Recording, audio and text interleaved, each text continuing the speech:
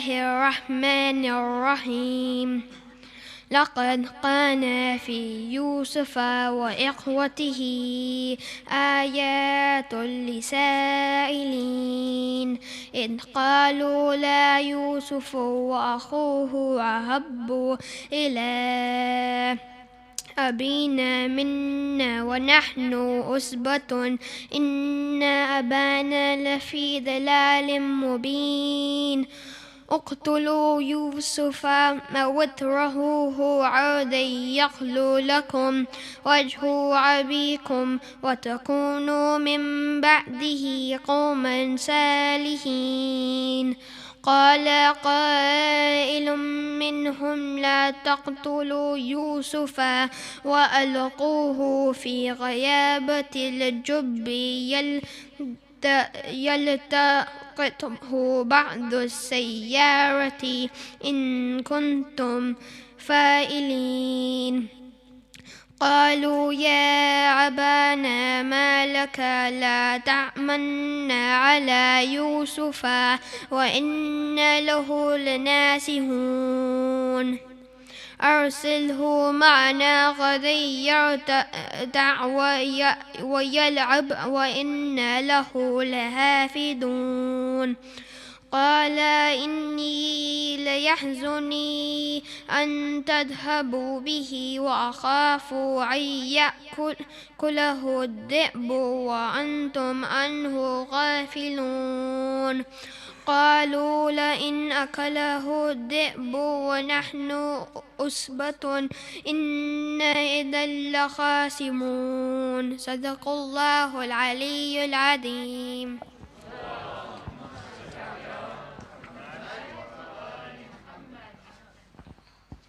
Thank you very much for that beautiful recitation.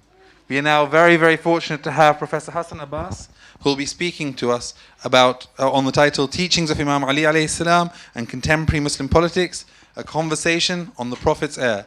Let's welcome him with Salawat ala Muhammad wa al Muhammad.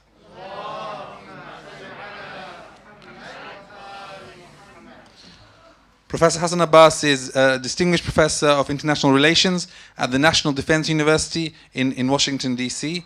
And we're very fortunate to have him coming all the way from the US, not just for us, but in part, we're very fortunate to have him. Salawat ala Muhammad wa ala Muhammad.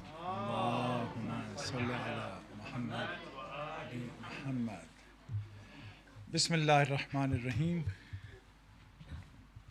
You can hear me without this as well. It's recording. Okay. Again, Bismillah ar-Rahman ar-Rahim.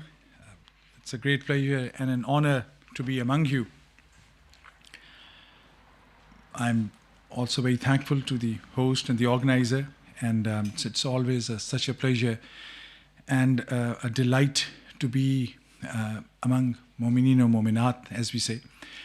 And the purpose of my conversation today is to briefly talk about my book. I should put it like this maybe, and tell you a little bit about the idea of the book, but especially in the context of what is that inspired the book, what is it about, why it is different, why it might be of, thank you so much, of some value to you, and then how to relate some of the ideas from the life of Imam Ali alayhi salam to the contemporary situation. And let me first say with 2 or 3 central points. One about the book, what it is. This is, of course, the life of Amir al-Mu'mineen Ali ibn Abi Talib.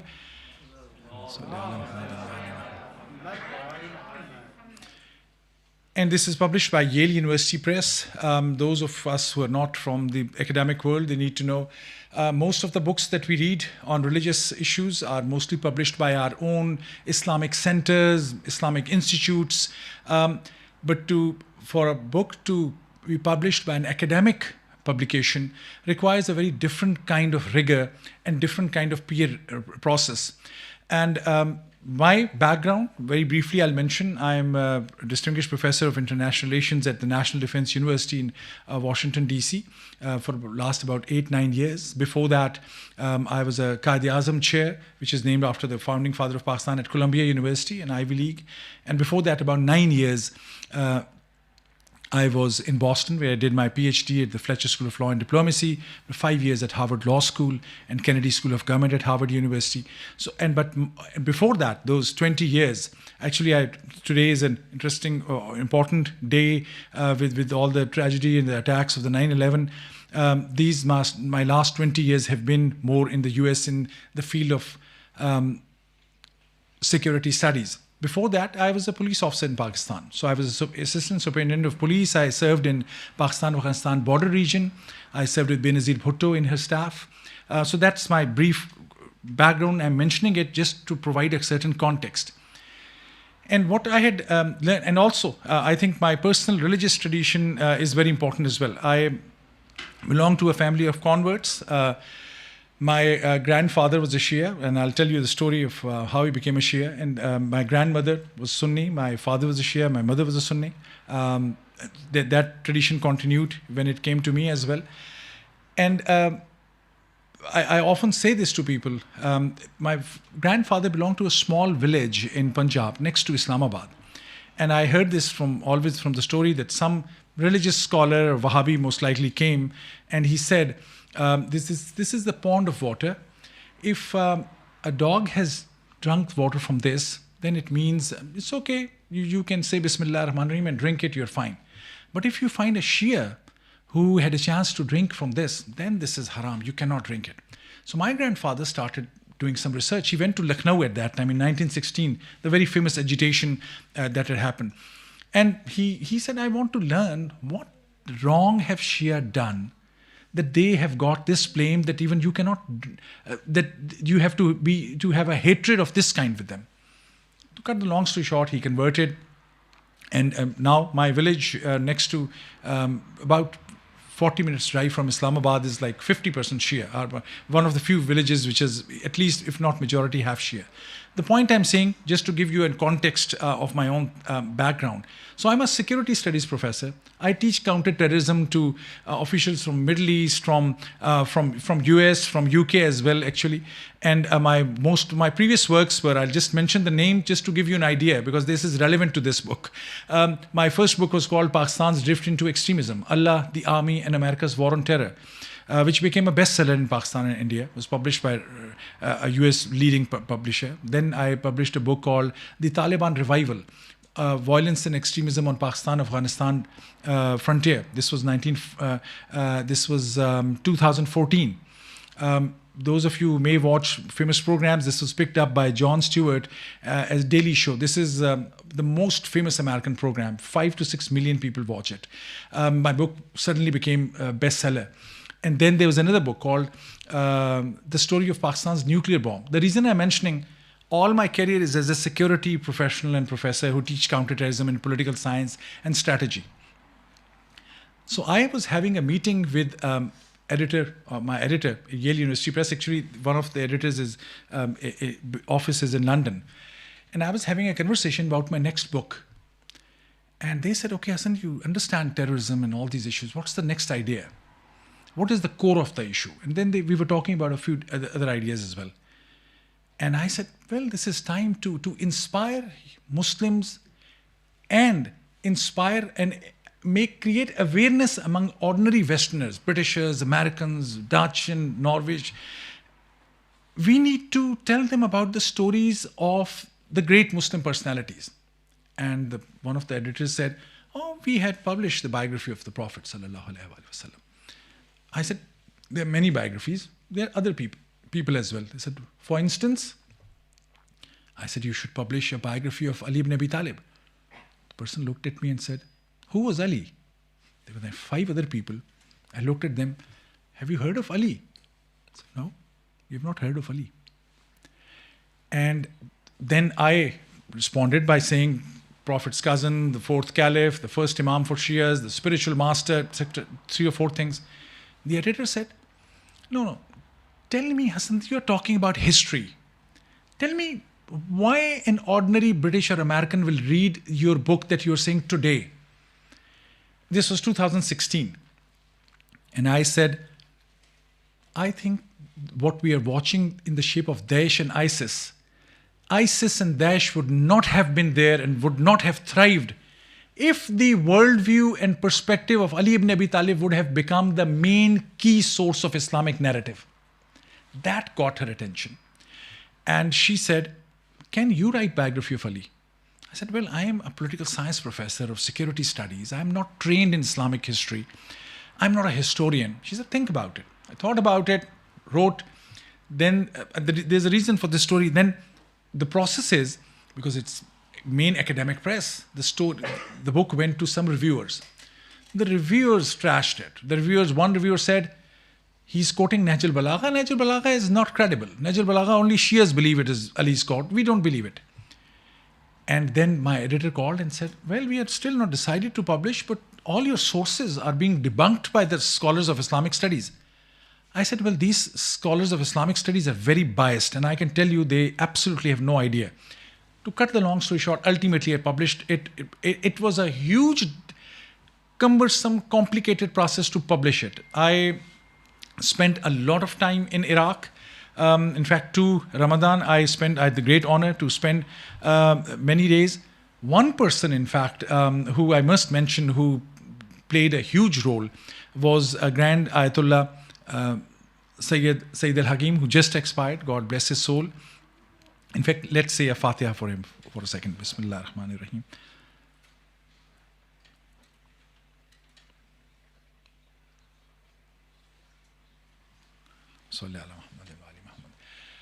I went to him through a friend, and that led to I would say a friendship. And I met him like 10 times. The last time was about 4 weeks ago. Before his death, I was in Iraq and I met him. I started hearing things from him, which I said, well, I as a South Asian Muslim, I have never heard these narratives. And I'll give you a couple of examples. 2 stories actually to make my point.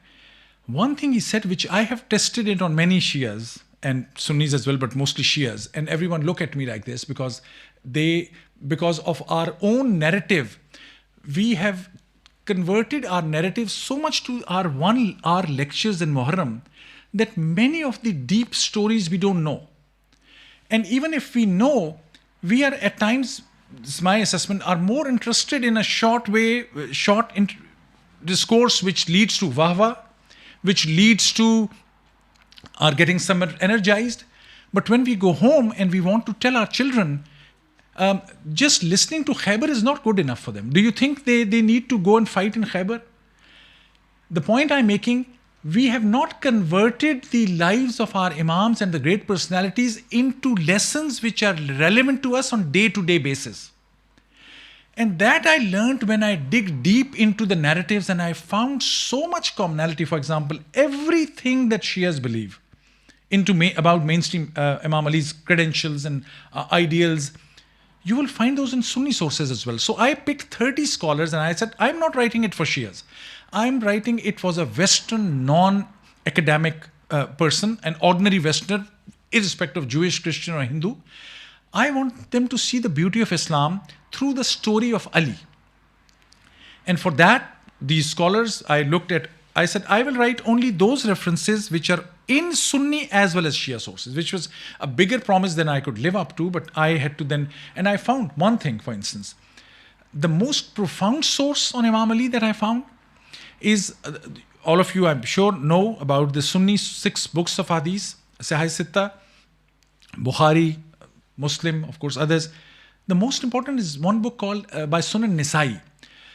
Shuaib ibn Nasai was one person who in fact had gone to Syria after Muawiyah's time, and he had figured out, he said, I am hearing terrible things about Ali.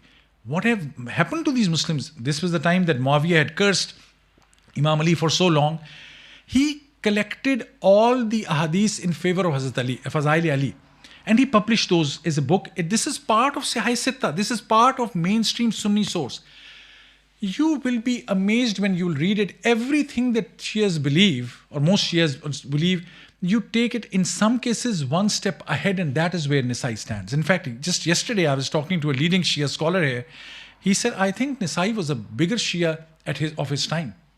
That's not according to the Sunni views. Everyone think of him as a Sunni. Again, the point I'm making, there's so much embedded in our historical narrative. So one purpose was to tell the story that any Sunni can look up to, and he should not say, or she should not say, oh, this is the Shia view. And this is another discredit that we have done. Every Shia major book says on the top, Introduction to Shia Islam. So if I'm a Christian living in London, I want to engage with Muslims. What do you think will I pick? I'll say they are saying 90% of Muslims are Sunni. I would rather engage with Sunnis. Why should I waste my time on the 10% narrative? The Sunni scholars have done a great thing. God bless them. They have all the works that they have published. It's called Islam, Introduction to Islam, Inside Islam. The Shia works always start with the Shia view.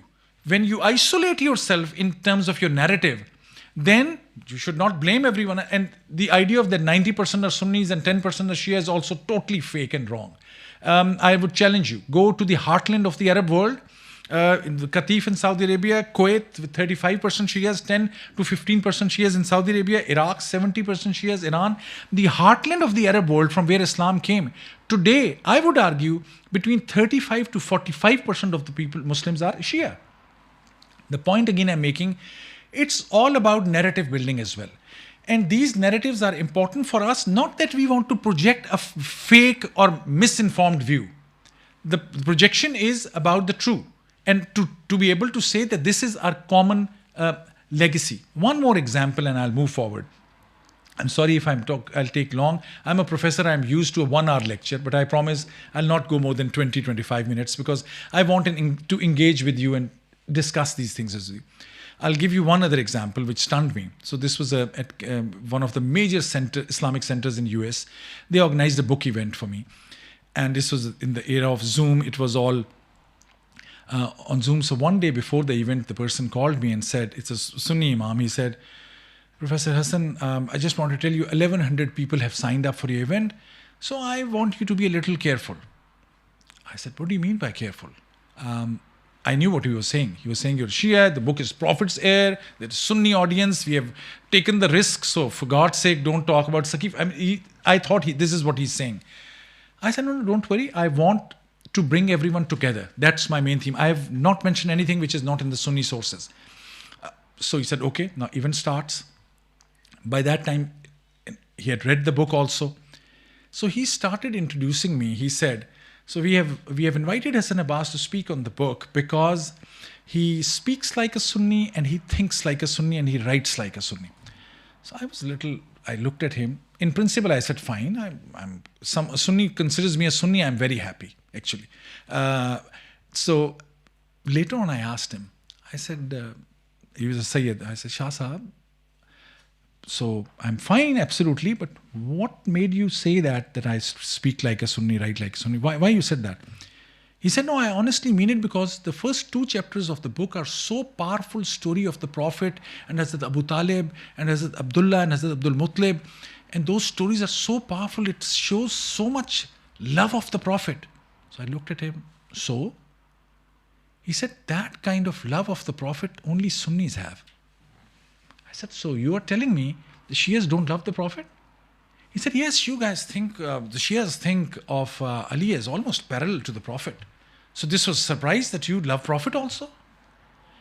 And I didn't argue with him, but since then, every Shia audience I go, I tell them, think about it. Why a major Sunni group thinks, why it came as a surprise to them that you love the Prophet?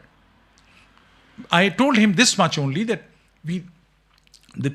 these are all people who love the family of the Prophet and Ahlul Bayt because they are Ahlul Bayt because of the love of the Prophet. That's why we love Ali and Fatima and Hassan and Hussein and everyone else. But because for the Sunnis, look at, for a second, try to stand in the shoes of the Sunni Muslims and brothers and sisters. They think that there's so much emphasis on one aspect that they believe they must be thinking everything is revolving around Ali, which is wrong. But that is the impression, that is a mistaken view. Why these mistakes happen in our day-to-day ordinary life as well? whenever there is a miscommunication, it leads to animosity, it leads to misunderstandings. How many times Shias and Sunnis meet and discuss these things? I would say really, I have in my life seen, I've lived in Boston, in New York, in Washington, D.C., in Nottingham also for when I was studying. Because of my own family traditions of Shia and Sunni, at times we would go to a Sunni mosque, or some of my family members would go, and I would know the Shias communities operate different than the Shia, Sunni and the Shia. Not that they necessarily, God forbid, hate each other always, but they operate in different ways. And that miscommunication then leads to the crisis that people think that, okay, this is what Shias believe, what Shias think. Most Shias think. I have to be very candid and open. Most Shias think that Sunnis actually believe, they know that Ali had the right and Ahlul Bayt are Afzal, but they have such bias and hatred that they say that no, Abu Bakr and Umar Usman had taken it away. Let me rephrase that. Shias believe that Sunnis know the status of the Ahlul Bayt, but despite knowing that, they hate or they have such a problem with the family of the Prophet that they say, no, Abu Bakr, Umar, and Usman are Afzal. Why don't you give them the benefit of doubt? They actually believe that because that's what they are taught. That's what they know. Because they read their books and you read your books. You listen to your scholars and they listen to their scholars. So you coexist in two different worlds. How many of the converts are sitting here? Can anyone raise your hand? There might be one. You're one, you have converted? Okay. But for his courage to raise his hand, I'll at least, out of the two books, I'll gift you one of these is yours, okay? Because he thought that he has to engage and respond. So, excellent. Remind me, this is your book, okay? You have to read it afterwards. The point I'm saying, we exist in different worlds. And that was another purpose of this. And I thought, and now let me come to one core idea and then we'll discuss. I mean, I had amazing response to this from extreme Jewish groups who challenging me of calling it a Shia dawa. Most of the Sunnis, in fact, leading scholars, I have not received strong criticism. I received excellent response so far. Majorities from the Shia and the Sufis, of course, but some from Sunnis as well, those who are reading it. But my final point, what is the lesson, coming to what I wanted to bring this story to a point? I found some amazing things. If after my research, and I read most of the English translations of all the books on Imam Ali, there is not a biography of Imam Ali in Arabic, Persian, or English, or Urdu that I have either not read or I don't have it. And if you ask me today, how do I define Imam Ali? I will actually start with the word tolerance. His tolerance and his patience was number one. Secondly, I mean tolerance in this sense, if we know today that he is the one who was man kunta maula fahaza aliyun maula. Prophet is saying, I am the master of whosoever considers me the master, Ali is the master. Ana madinatul ilmi wa aliyun babuha. If you want, I am the city of knowledge, Ali is the door. Ali is to me what Aaron was to Moses. One other verse, I mean, these three are most well known. I'll give you from a Sunni source. I'm sure all of you recite Surah Yasin, the 12th verse, وَكُلَّ شَيْءٍ آسَيْنَاهُ فِي إِمَامٍ مُبِينٍ, very famous. I've kept this record. When the Prophet ﷺ had mentioned this for the first time or second time, or that he narrated, the first caliph and second caliph were sitting in front of him, Abu Bakr and Umar, and they asked the Prophet. You have to give credit, Umar was always asked questions, most questions. And so, second caliph Umar said to the Prophet, who's Imam Mubin? Hazrat Ali was walking in, the Prophet said, the Imam Mubin is coming. This is from a Sunni source. We often don't mention it, the names in the Shia tradition, and which is a dishonesty. Well, the source of Imam Mubin, this is, and I read it first time in the Shia book. This is the Shia source tells you, it was in response to Abu Bakr and Umar's question that Prophet said, Imam Mubin is Ali. The point I'm saying, look at the credentials of Ali. No one can come near him. And this, any Sunni who will honestly look at this narrative will see it.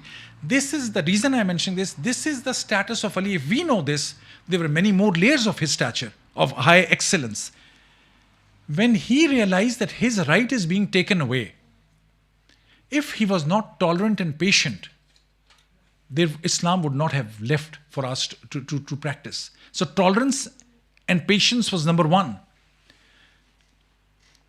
If I have to pick another one of these, his forgiveness will be on top. And this is not a standard narrative that we have, but I can prove you by the number of verses and the number of evidences. One example of his forgiveness, Khawarij, for instance. Khawarij at that time are the ones who today led to the rise of, to the intellectual and ideological link of Khawarij comes to Daesh and Al-Qaeda and all these groups. When they first started, when Imam Ali was the caliph, the fourth caliph, and they would start challenging him, Imam Ali's closest friends will say, we'll shut them up. And Imam Ali said, no. They have every right to ask a question. In fact, the most famous thing which we use in our narratives in a different way, I'm sure all of you have heard, Imam Ali had said, ask me a question till I'm not among you. He was not only asking that, ask me this question, that I will tell you the knowledge of the here and the hereafter and everywhere. Imam Ali was also saying, I am here to answer. I am answerable. Ask me a question. I am accountable. And despite this accountability and being openness, people would challenge him, and Imam Ali allowed them. When Khawarij fought against him, and there was a time there were dead bodies lying in front, and everyone said, okay, let's dig a big grave and throw everyone in. Imam Ali said, no. I would like to do funeral prayers on Khawarij because they were misdirected. How can you throw all of them out of the element of forgiveness and tolerance? This, if I have to tell you in the contemporary sense, who is the real Shia of Ali? Who's tolerant, who's patient, who's believing in forgiveness, who believes in pluralism. And these are not mere Western words. I can prove it to you from all the sources. Another thing was about welfare of the people. I read Nahjul Balagha, I think, many times. And the consistent common phrase, and in this day and age, you can, those who are from IT in the database, you can see the translation, you can Google a word and you can find. The most common word that I find from the sermons of Imam Ali is welfare of the people. Welfare of the people who sided with him on Saqifa? No, anyone. Merit-based policy was his prime ideal. That is the teaching of Imam Ali. I can go on, but the point is, show me one thing from anyone, and of course, Prophet Sallallahu Alaihi Wasallam is the top of it. I'm talking about the other contemporaries of Imam Ali, who's uttered something which comes even close to the sermon of Malik al-Ashtar, what Imam Ali had said. Or tell me a prayer, any companion. There's no need to demean 1, 2, 3, 4, 5, any names that some of us may like to demean always. Look at everyone. There were big names. Was it Salman Farsi, Miqdad, count Ali's close people as well. Has anyone provided such a deep spiritual prayer like Du'a Kumail? No one else. Was there anyone who had the kind of insight like what was told to Malik al-Ashtar? Please read the letter to Malik al-Ashtar. You'll find taxation policy in it. I'll give you just one idea. And I've tried this with my students in America. The statement actually is that there are qualifications of judge. There are qualifications of a leader. Even it goes to that detail. When you ask the ordinary people to come with your complaints, Imam Ali said, don't allow your guards or your security people to stand there so that the people are not feeling insecure from those guards. I'm not making this up. This is in letter to Malik al-Ashtar. In terms of taxation, Imam Ali said, if you go, don't knock at anyone's door at midnight if you are a tax collector. Go at a time and then don't question the person on his door. Ask the person to come at a different place, take him at a different place, and then ask, this is the revenue you owe to the government. And if the person declines it, say, okay, you are right. This is in letter to Malik al-Ashtar. Without telling where I'm getting it from, I once in my class in America, there were many people from government officials from all over the world. I showed them this. I said, what do you think, who said this? Somebody said, Socrates. And the person said, this must be Thomas Jefferson. Probably somebody said Churchill, although I doubt Churchill had this kind of thinking. But I'm saying people mention all the Western names. I said, no, this was Ali ibn Abi Talib 1400 years ago, when you had not even conceived of what taxation is in the modern sense. The point I'm making here is the central features of Imam Ali are so very relevant to today, but we have blocked Imam Ali in a way that we have built walls. And I have to quote Ali Shariati on this. He was right. We, through our narrative, unknowingly have built that walls around it. So neither is Imam Ali's character being seen in our character. We should be a reflection of him. Nor anyone else is aware of it. Not anyone, I'm using it in a general sense. So that's the point. This is the story I wanted. Many people ask, this is what many people believe Ali was. The Sufis. Why Sufis? All Sufi and mystic circles, they believe Ali was the patron saint.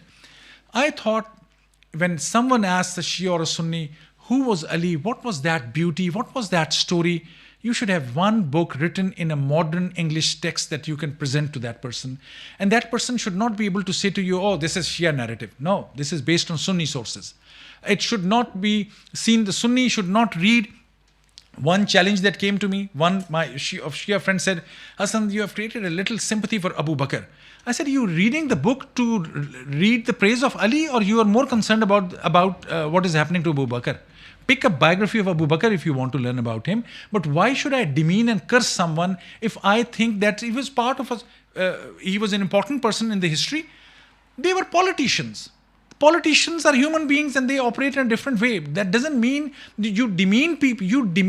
Ali's stature is so high. You need not demean someone. Again, I'm not trying to say, I'm not making a case on Tabarra, that's beyond my scope.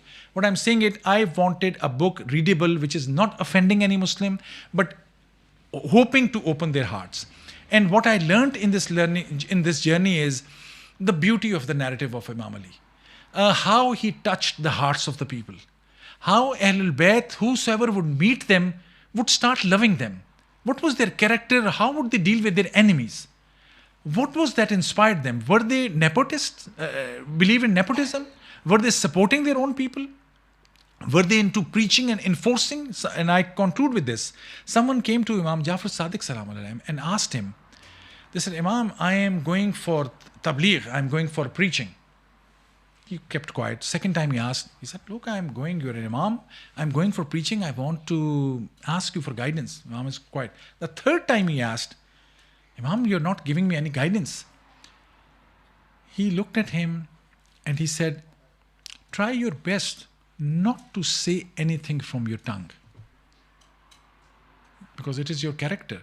So weigh your belief and love of Imam Ali through how much of his traits, forgiveness, tolerance, patience, egalitarianism, welfare of the people, justice, how much of these things are evident from you? Are there any, I know that the topic was also contemporary Muslim politics. How many of these traits are obvious or apparent in any Muslim majority country's government? If you find me one, I'll give up my case. That was a hook that I wanted to present. But that's the story. I'll be more than happy to answer any questions, any ideas, any more details on what this journey was like and what happened. Okay. Thank you so much. Really appreciate it. Salawat.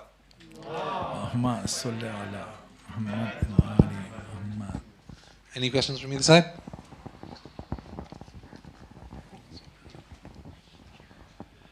Assalamu alaikum, Professor. Thank you very much.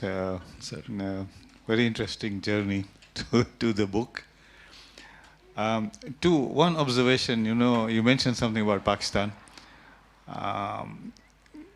As people working in finance, we always call Pakistan a triple A-rated country, which means Allah, America, and Army.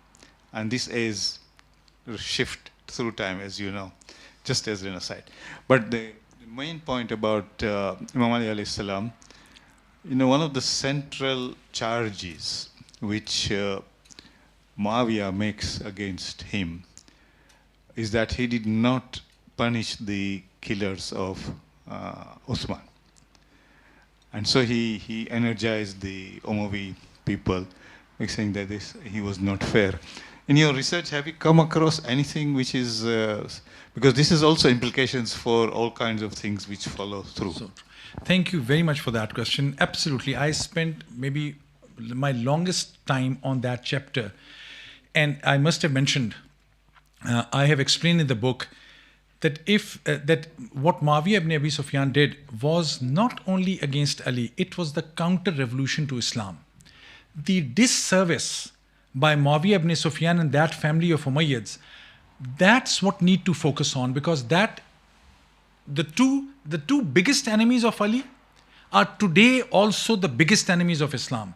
Khawarij went in the shape of Daesh and ISIS, that worldview, takfir, that anyone who's not believing in me is not Muslim and I'll kill them.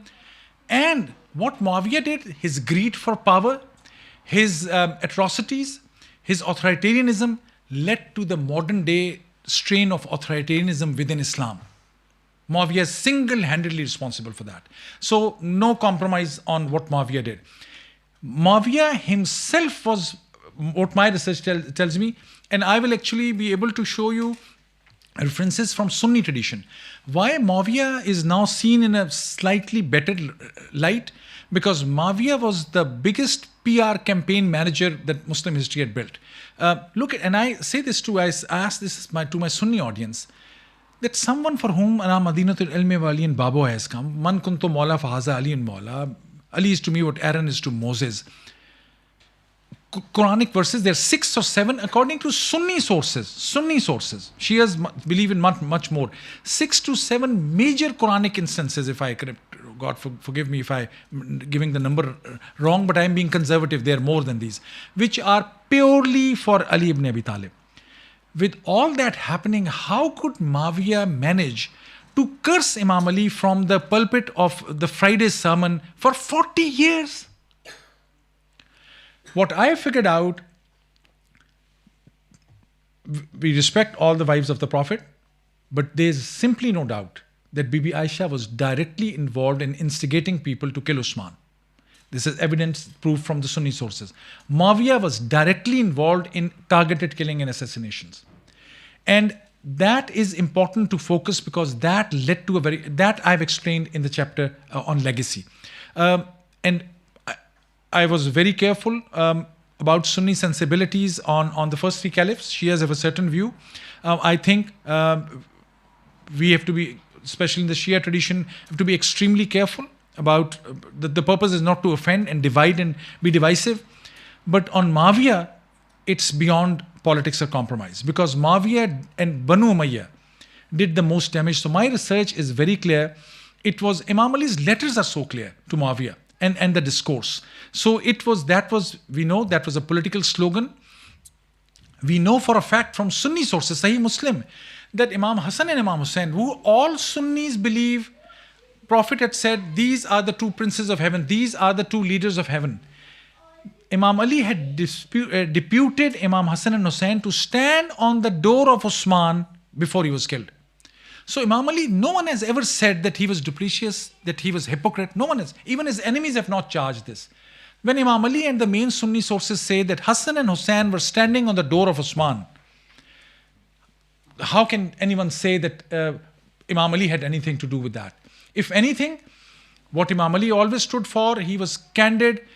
What he did in the case of first 3 caliphs, we often say, I'm giving a long answer, but these are relevant.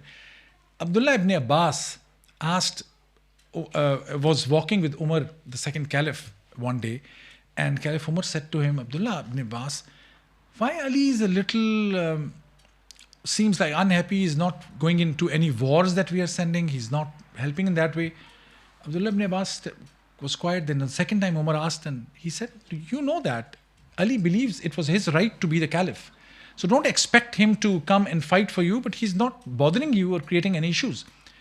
So Abdullah, now Umar said in his defense, he said, this is mainstream Sunni sources. The Caliph Umar said, well, you know, we know of Ali's stature. The problem is that the Quraysh and others would not have accepted that prophethood has also come into Bani Hashim. Now the imamat and the successorship also comes in that. So it's a tribal issue. So I knew that the people will not accept it. That's what was the defense of the second Caliph Umar. Still, whenever Umar went away for any military campaign, he would task Ali to be the leader in Medina.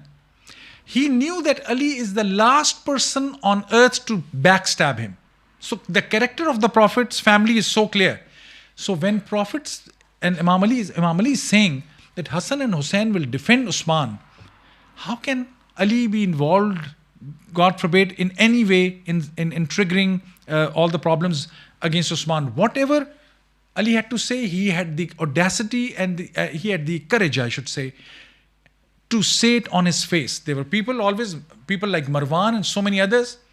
Hazrat Ali was never overwhelmed by them, or his bravery and courage and status was such. He would always say it on his face. That because Muawiyah and his worldview had no answer to this, so they came up with all these stories. And that, not only that I was very clear on this, I had to look for Sunni sources so that no Sunni should say that, oh, I'm building a case on Shia sources. Thank you. Sorry for a longish answer. I'll try to stay brief. Just one question. Just one question from YouTube, from Musa Dalla. Thank you for the talk. Do you discuss in your book the conflict between Aisha and Imam Ali alayhi salam? Is this a genuine conflict or one that is a narrative that's been written later in history? Thank you so much. No, I have absolutely mentioned it. All Sunni sources talk about Jang-e-Jamal. It is absolutely real. We know about Zubair and Talha. By the way, remember this. Zubair was a very important companion of the Prophet.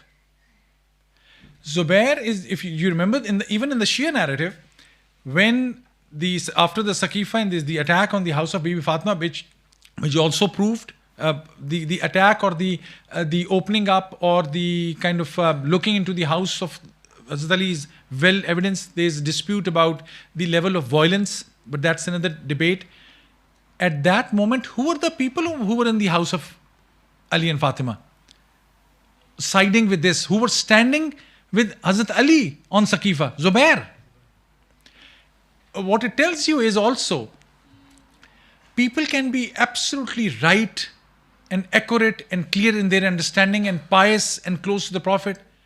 And despite that, some arrogance, some greed for power can take you in a different direction. So no one should be arrogant to a level that we got it right, and just because I belong to a certain this sect or this faith, I will always be right. You can go wrong. In the final battle, this is in mainstream Sunni sources, when Zubair came in front for war in Jang-e-Jamal, in the Battle of Camel, Hazrat Ali reminded him, Zubair, do you remember, Prophet, when we were young kids, the Prophet had said that, Zubair, someday you will come face to face in battle with Ali, and I must tell you, you were wrong. As soon as Imam Ali reminded Zubair of this, he said, yes, you're right. And he went back. Marwan killed him. Zubair was fighting against Ali, but who killed him? Because he was leaving. He decided, no, I'm not going to fight Ali. If there's, on the Battle of Camel, I have never heard from anyone that is fake or built later on. Yes, at times there are certain exaggerations, certain things. What happened afterwards, there's a dispute among Shias, within Shias also, that whether Ali had forgiven Aisha or not. I have a view on that, but that's beyond the scope. The evidence of Battle of Camel happening, and Bibi Aisha leading it, and Zubair and Talha being their leads, is as strong as the Battle of Badr or Uhud. That's strong. Thank you very much. One more question from YouTube, if that's okay, and then I'll come to you. Ali Hadawi saying, it seems Imam Ali's leadership practice is highly relevant to current leadership and management practice. How can we help management schools be exposed and utilize Imam Ali's leadership discourse? Excellent question. It's all about leadership. And if the first actually statement of Imam Ali when he became the caliph and took his task, his first speech, which surprisingly I couldn't find it in one place. I had to look for 6 different sources to collect that speech. And if you say salawat, I'll find this and I want to share that with you. Please recite salawat.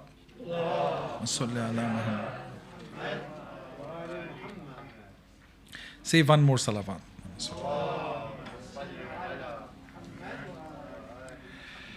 So in the final statement, according to Tabri, and I use Tabri, the most famous Sunni historian. I used Tabri, I used Ibn Ishaq, I used all major, and they are very credible. I would call them, they were very honest in most cases. In most cases. Imam Ali had said, this was his final statement to Imam Hassan, there is a famous will for Imam Hassan that is different. In this case, he had said, very categorically, the renewal of unity is better than all your prayer and fasting. This is the final message of Ali. The renewal of unity. Which unity? This was the role of leadership. He knew the schism. He knew the division with Muawiyah and everyone else. And his final words are, the renewal of unity is better than all your prayer and fasting. Then he said, fear God with regard to those who have a right to your protection and hospitality. Fear God with regard to the protection granted by your Prophet, and do not allow the dhimmi to be oppressed among you. Who's dhimmi? Christians and Jews. Imam Ali's final statement is, take care of the minorities among you. I say this too, and this I had, because I knew this can become a point of contention. I wanted to be, the Christians and Jews, my readers, to be very clear. You'll be surprised, this is also the last statement of the Prophet. We don't read it because normally there's not enough time in our lectures and discourses to talk about things which bring people together. Prophet's last verses, when his head was on the lap of Ali ibn Abi Talib, Prophet had said exactly this, take care of the dhimmi. How many Christians and Jews were there? Very few. But that was a message of pluralism. That was a message of that even those who you think are against your religion, as a citizen they have equal right. This is the definition of leadership. Fear God with regard to the poor and the destitute, and give them share in your livelihood. You must pursue harmony and generosity and avoid infighting. Who's Imam Ali talking to? Who was fighting among themselves? Muslims. Today's, in some ways, who ultimately became Shias and Sunnis. You must pursue harmony and generosity and avoid infighting, friction and fragmentation. And then the final sentence, I entrust you to God and I bid you farewell, and the mercy of God be upon you. So leadership is about unity. And absolutely, whether it is in management, it is about respecting everyone, giving everyone rights, standing by everyone, not because that person is with you in a certain conflict, or they believe in you, or they love you or not. And if there's these great examples of leadership, they all come from Ali. This reminds me of one more thing which I recently read, which shows my ignorance also, but one must acknowledge when one learns. This is recently during Muharram, I'm as I say, Professor of International Relations and Security Studies. About once in a while, religious gatherings like this. This is more of a book talk, but in other cases, once in a while, somebody in a majlis would invite me to recite. Both Shia and Sunni, it happened. And I was doing research from one of the new books on Chronicles of Karbala, one of the most authentic by a person, Mr. Muhammad Raishari. And I read something new, and I heard it then from a speaker as well. When we often hear only that and this is again Imam Ali's teachings, but we hear it from Imam Hussain alayhi salam. When he was asked on that night, the 9th night, which we famously say, he had that one lamp, and he was saying, anyone of you want to leave me? It's fine. No problem. But then he was also asking them, okay, who are the ones who will stay with me? And when some people said, no, we don't want to leave, we want to stay. There were certain questions Imam Hussain alayhi salam asked them. He asked them, any one of you is in debt of someone? You have to repay someone's debt? If that is the case, please, I don't need you. Go and repay that debt. Any one of you has taken someone's right? Fighting with me in Karbala is not going to go that far to help you. Please go back and give that person's right. Everything that I have learned from Imam Ali and Imam Hussain and Ahl Bayt is rights of the other people. And that's what I find totally missing from our narrative. Because that doesn't suit us at one level. It suits us to always say, wow, this is the battle, Marhab is killed, What a victory. What is that? That's extremely important. What is the relevance of that to your narrative and your Islamic practice today? So all those nuggets, all those great ideals about leadership, about the credentials of leadership, about the responsibilities of leadership are often missing from our discourse. Thank you for reminding me this through this question. There are still a few questions I want to ask. Okay, I'll... Answer together. Awesome. Certainly. Sorry I'm taking long in answering. So referring to the Sunni sources that support like the Shia viewpoint, how do Sunni, like modern kind of Sunni scholars address these matters, or do they not? Many, and that's excellent. Thank you for the question. And again, my purpose was not necessarily to just first take the Shia narrative as the absolute truth and then find Sunnis which support it, because that would have been slightly dishonest on my part. I tried to look for common themes, and I found that mainstream ideals about Tawheed, about prophethood, about the Day of Judgment, about what a Muslim should do, about our worldview is all very similar. And that on the status of Ahlul Bayt also there's very common themes. There's someone, actually a Sufi Sunni scholar, close to you in London, I wanted to see him, who has given a lecture on Hazrat Abu Talib, which amazed me, and that was all from the Sunni source. Another, for instance, the most famous Sunni source, hadith I will tell you, and then I'll come to your exact answer, what Sunnis say. And this I heard from a Sunni scholar. There's this one famous, how many of you, I'm sure most of you or many of you can read and listen and speak Urdu or Hindi? Many of you? Many, some.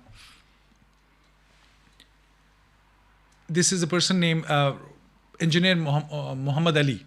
In Pakistan, he's become a very famous person. He's a Sunni scholar, and he says things which he borrows from both traditions. There's this famous Sunni hadith saying that the Prophet ﷺ had said two things. One is the famous hadith that if there is a person who is praying and praying between the Maqam Ibrahim in front of Kaaba and Hajr Aswad, and this is a very important place. Those of you, I pray for you, all of you, inshallah, go for Umrah, Hajj again. Those of you even who have gone, you should know that between the Maqam Ibrahim and Hajr Aswad, that corner, we believe that dozens of, some say 24, some say more, prophets are buried in that place. I'm sure you know the Hatim, that is where Hazrat Ismail and Bibi Hajra are buried. So the Prophet said, this is directly from the Sunni source. He said, if you are a Muslim and you are praying and demanding and asking God, and you are standing and you are fasting and you are praying day and night and you are standing between Maqam Ibrahim and Hajr Aswad. But if you have in your heart hatred or bias against Ahlul Bayt, then you'll go to hell. So the person is doing all the right things. So this again, those in the Sunni tradition, Sufi tradition, for example. Do we think the Sufis and Sunnis don't love Ahlul Bayt? They do. And that's what is the other important thing. What is Shi'ism when we think of Shi'ism? There's so much of cultural aspects that we have added. There are so many of the things that we have added in our cultural ritualistic thing, which may be right or wrong, that's another debate. But you cannot expect today a new person who is converted to Islam to start telling him the cultural Shi'ism. And I find that when it comes to the love of Ahlul Bayt, there are so many Sunnis who really love Ahlul Bayt. Yes, they will be at times stopped short. I remember a conversation for this book. I was asking a Barelvi Sunni. You all understand the Barelvi Sunnis? So I was asking him, and what he was saying, I was continue to listen to him. His love of Ahlul Bayt was inspiring, and he was most certainly loved, it seemed to me, in a way that really was very moving for me. And I asked him, so, are you, Sayyid, you sound like a Shia. He said, no, I'm Sunni and I'm very proud to be a Sunni. The only difference is I'm not doing tabarra, I'm not cursing, abusing the caliphs, and I'm not doing matam. He said, do you have any problem? I said, who am I to have a problem? Who am I to judge you? The point I'm making, when it comes to Ahlul Bayt's Fazail and Maqam, I think Sunnis are very clear. Then there are some things which no one is aware of. And there are some Sunnis who are most honest than the other. where there's, frankly and honestly, to my Sunni friends who are listening, might be recorded or directly or later on, where the dishonesty happens is by covering up on Muawiyah. And that's hugely problematic. Because Muawiyah's sins and his hijacking of the religious narrative, which created Yazid, which created all the later on the Malukiyat that we saw, that has to be exposed. Not every major Sunni scholar who even see it, because the political economy of religion has become such that people are linked to their own economies and religiosity and community pressures and family pressures, and they just can't step out of those. So I'm ready to give margin of that. So long as anyone reaches a certain point of understanding and then following that and loving Ahlul Bayt from outside, no one can be judgmental on those issues. But by and large, on the main things that I've mentioned, many Sunnis, when they see sources and others, they believe in those things as well. Thank you for your question. Assalamu alaikum. Walaikum assalam. I had a couple of questions. One of them was, you mentioned being surprised in your research at finding a lot of the kind of the stories about Imam Ali, finding them in Sunni sources. Were there any instances where it was actually the other way around? Maybe you had the Shi'i version in mind, and then maybe you changed your mind upon reading the incident in Sunni history. And the other question was, as an expert in international relations and security, you mentioned like tolerance was one of the lessons you could take from Imam Ali. What were some of the other kind of things you could bring into your work and to your expertise, especially at the moment with kind of the changing picture in the Middle East and things like that? Yeah. Thank you so much. Things wherever I thought that the Sunni worldview is also strong. For example, and the Sunnis, when with some Sunni scholars, I mentioned that this is the evidence, the Shia evidence about the death of Bibi Fatima Zahra salam alayha. And that's a very important, I know that's a very sensitive issue. So I will be a little careful because there's a lot of emotionalism involved there. First I thought, and many people said, skip it. And I said, I'll be dishonest if I'm writing biography of Ali and I'm not mentioning in detail the status of Bibi Fatima and what happened. And I decided ultimately, the Sunni answers were very, very clear, and the Shias are by and large not aware of those. The Sunni argument is, how is it possible that Ali, who was such a brave man, who is in front in every battle, that someone would come, almost kill his wife in his house, and Ali would not do anything? And the counter Shia argument is, no, the Prophet had said to Ali, you will be under tremendous pressure, you will face difficult positions, don't respond, don't react. And I said, well, I mean, what very clearly the Sunni view is, they argue that no, this was his wife, this was his honor. Prophet could not have said this to him. That's one argument. Secondly, they say that Ahlul Bayt was not the only one who were Muslims. They were all the Muslims. Yes, there were some very good Muslims, some mediocre, some were weak. But to think that such a severe thing happens, and all the rest, I mean, at the end of the day, Abu Bakr, Umar, Usman, at that time, they had not armies of their own. How come everyone saw that happening and despite that accepted those caliphs? Again, whether I really accept that argument or not is immaterial. I thought, okay, this is an argument that Sunnis have, they believe in that. And it's a good argument from their point of view. So to be honest, I would say this is what Shias believe. This is what Sunnis believe. In most cases in the book, I took a position on everything. On things which are very controversial, not to be politically correct, where I thought that that argument needs to be deserved. It could have, and I mentioned this. I said, well, both the Shias need to consider. I'm not taking a position in this.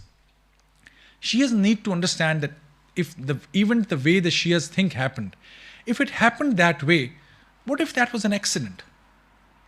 It was not intended. And because then that gives a very different turn to events. The point again I'm mentioning is that these are many such instances. Both sides need to hear each other's argument and make up their own mind. And these are not this is an important issue, of course. There are many other instances in which there's a huge Shia and Sunni debate which has no consequence, it seems to me, on your religiosity, on your belief system. You will not be asked this question on the Day of Judgment. That's my criterion. Will I be asked about question on that history? Well, there are 10 narrations of history among the Shias also. There are 20 among the Sunnis.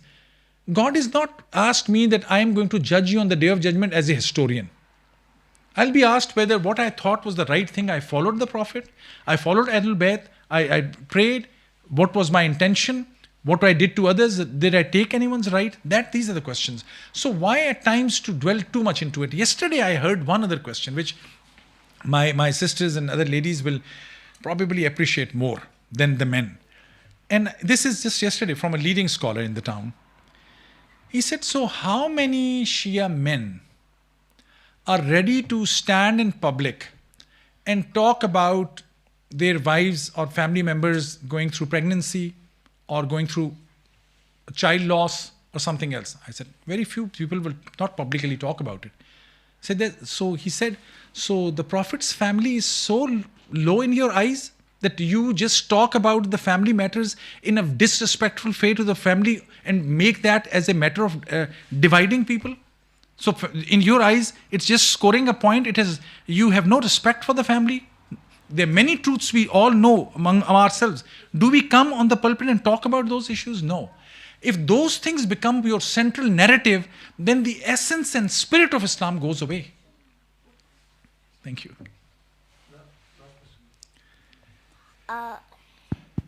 My brother here would like to collect the book that you please said. take. Awesome, man. You stand by. Please come.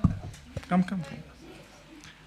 So later on, I'll sign it for you in your name. Awesome. This is like a real brother. He stands by his brother. I'll write it for you. Okay. Thank you, man. Thank you so much for these. Are again. If I'm sorry if I offend anyone's sensibility, my purpose is to be able to write our narratives and views in a way that we can discuss with a Christian, with a Jewish person, with an atheist. If we cannot present Imam Ali to an atheist or to a Christian or Jewish or to a Sunni, and we are only talking to each other, then we are not doing justice to our love for Ali. So that's the purpose. If you like the argument, please buy the book. Buy the book for someone else also, so that they get the message. If there's any criticism, I'm very open to it. Pray that if there's any mistakes in the next edition, I take those out. And one last thing is one difference I'm taking, just last 30 seconds, is that a lot of credit goes for my narrative to my three daughters, Zainab, Zahra and Shehrbano. Because on every point they said, Baba, you're only talking about Bibi Fatima, but were there no other women in his life? So I spent a lot of time on Bibi Fatima bint Asad. And I found no one has written on Bibi Fatima bint Asad. Bibi Fatima bint Asad's role, you'll be amazed what she did. Bibi Khadija used to go with the Prophet to Ghar Hira, the cave of Hira. The wife of the fifth Imam Baqir, she was a scholar. She used to teach in the Medina seminary. The role of women, we only confine the women to Bibi Fatima, Bibi Zainab. And we do such a disservice to the massive central role of women in Islam. And I'm not just saying to balance it. I was talking to my publisher yesterday actually, and she said, what's the next book? And I said, the tragedy is that like Ali, this is the first book by any Western publisher in Europe or America by academic university press, which is considered more authentic. And I said the same tragedy is there is no book by any academic press on Bibi Fatima. She said, do you want to write it? I said, that's the next project. So pray that I'm able to do justice to that. Thank you so much. Professor, couple of observations, if you like. Sir. One is that your narrative on Bibi Fatima's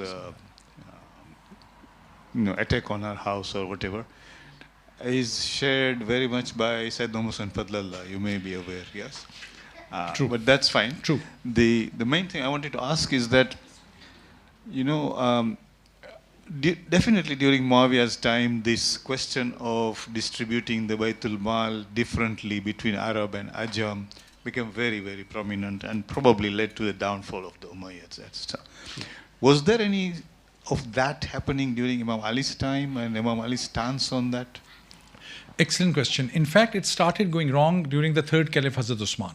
His nepotism led to his downfall. And the person who has really exposed this is Abu Maududi, who wrote the book Khilafatul Malukiyyat, which is now translated in English as well. And that's why it is important that people look at these personalities with an open mind. Imam Ali, the day he became, actually I couldn't read the initial statement, when as soon as Imam Ali took charge, the first sentence he made was, all the privileges are taken back. And the third caliph has started giving more privilege to those Muslims who had become Muslims at the time of Badr. Imam Ali said, no, there is no such criterion. Everyone will get equal money. So Imam Ali, when he died, the treasury was empty because every other day, maybe once a week, all the money that was there was distributed among all Muslims equally. That's why the elite Muslims fought against Imam Ali. They started fighting him, whether in Khawarij or Muawiyah or elsewhere, because they had privileges, they had palaces. There is a story by a very important historian who writes that at the time of when Hazrat Ali became caliph, just before that, there were big palaces that were built. Because Muslims went out abroad, fighting many wars, they started copying those empires and building those big court systems. And that led to the fall because Muslims became an empire like anyone else. Imam Ali's challenging that, reversing that, actually led to challenges to him. So excellent question, sir. Thank you very much. We've had lots of questions. It demonstrates a real interest in the work you've done. So thank you very much. Salaat ala Muhammad wa ala Muhammad. Thank you so much. Just before we finish, can we please recite Surah Fatiha tonight for Al-Kulthum by Hussein Asaria and Hussein Hassan Ali Asaria and all the marhumin of the Hassan Ali Kurji and Ali Bai Sundarji families and the families of the Rahmatullah Walji family and Haydar Asaria. Surah Fatiha.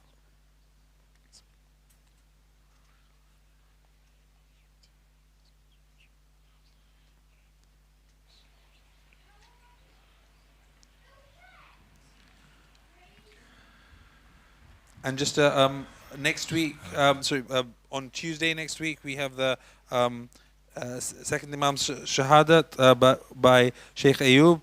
And the week and on Friday we have Dr. Marie Roddick. She's going to be speaking about the Islamization of Mali. Salawat ala Muhammad wa ala Muhammad.